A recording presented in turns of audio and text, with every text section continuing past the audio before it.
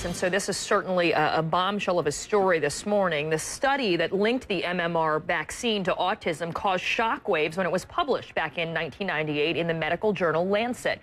But by 2004, most of the paper's co-authors had withdrawn their support. Then, last February, Lancet retracted that report, saying the research was, quote, unethical. Last summer, Dr. Wakefield was then barred from practicing medicine in Britain. And Brian Deere is the investigative journalist who really blew the lid off of this story, and he joins us live from London this morning. Brian, good morning. Good morning. One of the things I want to ask is what was the motivation then for Dr. Wakefield to falsely link autism to the MMR vaccine in that initial study? Well, I believe that his motivation was essentially to make money. Initially to make money from litigation. He was retained as an expert in a lawsuit for which we know he was paid $750,000 US. But he also had all kinds of business interests which he thought would make considerably more money through promoting the scare and promoting public anxiety over the MMR vaccine. Then the question seems to be, why would there be all of these other co-authors, and why would it make its way into a prestigious medical journal like Lancet and really shape the discussion and the fears about autism linked to vaccines? Well, that's one of the great weaknesses of medicine and medical publishing, is that people can publish things that are false. People talk about peer review and such like, and they imagine that there's some kind of safety system. But in fact, the whole system works on trust. His co-authors didn't even know which child was which in the study that he published. And so it is actually possible for a determined cheat to get away with the kind of behaviour that Dr. Wakefield has been involved in. Well, Dr. Wakefield's still continuing to stand by his study and his findings. Anderson Cooper actually talked to him last night. He went after you. He accused you of being part of the conspiracy to discredit him. Let's just listen to a bit of what he said. Also, he claimed that you were getting paid to do this investigation. Let's listen. I have read his multiple allegations on many occasions. He is a hitman. He's been brought in to take me down because they are very, very concerned about the adverse reactions to vaccines that are occurring in children. Who brought this man in? Who is paying this man? I don't know. Did you have a financial interest in doing this investigation, Brian? I've been an investigative journalist working for the Sunday Times of London since the early 1980s.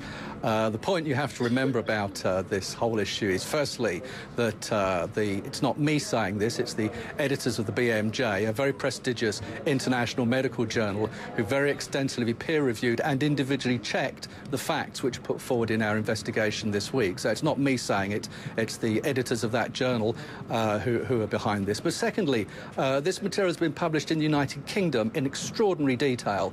If it is true that Andrew Wakefield is not guilty as charged, he has the remedy of bringing a libel action against myself, against the Sunday Times of London, against the British Medical Journal, against the television network here, and he would be the richest man in America. Well, he's alleging that you were as charged. Being paid to do this article. I mean, you were paid, right, because you were a journalist? I was commissioned by the British Medical Journal to write the piece, yes. That's what journalists do. What about the Sunday Times of London and Channel 4 in Britain? Yeah, I work for them. Of course, they pay me. I'm a journalist. I was hired to do a job, like you are. Right. And You're being paid to do your job, and I'm being paid to do my job. Yeah, no more or less to it than that. You know, the bottom line, though, he's questioning your motivations for going after them. So well, just to clear this up, what were the motivations for going after Dr. Wakefield in his study? It was simply a routine journalistic assignment given to me years ago in late 2003, a simple journalistic assignment which I expected would last about a week or 2 weeks, and it just completely opened up when Dr. Wakefield began what we now established has been a campaign of lies. And when you're a journalist and you see that somebody you're dealing with is lying to you, then you pursue it. He then sued me. He was then required to pay my costs, so I received a cheque on his behalf for the previous false lawsuit that he began. And now what he's trying to do is to cloud the picture by, in the same way as he used to cloud the picture by saying some doctors say vaccines are safe, some doctors say it isn't safe. Now what he's trying to do is to say, well, some people say that he's a liar and he says that I'm a liar. So what he's trying to basically do is to split the difference, and on that basis he can work out a nice little living which he's got going, which has seen him in Jamaica this weekend have an absolutely marvellous time at the expense of the parents of autistic children. Well, I want to ask you about that. What has been the impact of this study on calling into question the safety worldwide of certain vaccines? Oh, it's been absolutely devastating because he and a little clique of lawyers and activists around, anti-vaccine activists around him, have been able to spread anxiety, to export it from the United Kingdom, bring it across the Atlantic to the United States, with the result that we're now seeing parents anxious about vaccination. We've just seen the worst outbreak of whooping cough in California since the early 1950s. Are we going to understand autism and what causes it, though? Because we have seen this rise, 57% from 2002 to 2006 in children identified with autism spectrum disorder. I mean, why is it increasing like this?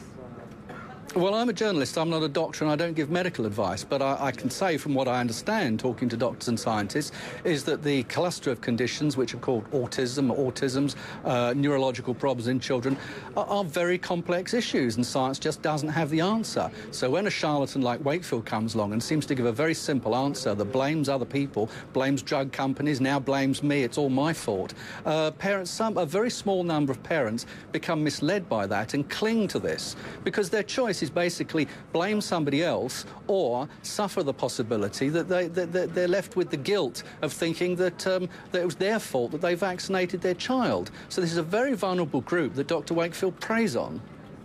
Well, your reporting certainly is getting attention this morning. All of it is going to be out there along with the editorial as well. We look forward to seeing all of this. Brian Deere, thanks for joining us this morning. Thank you.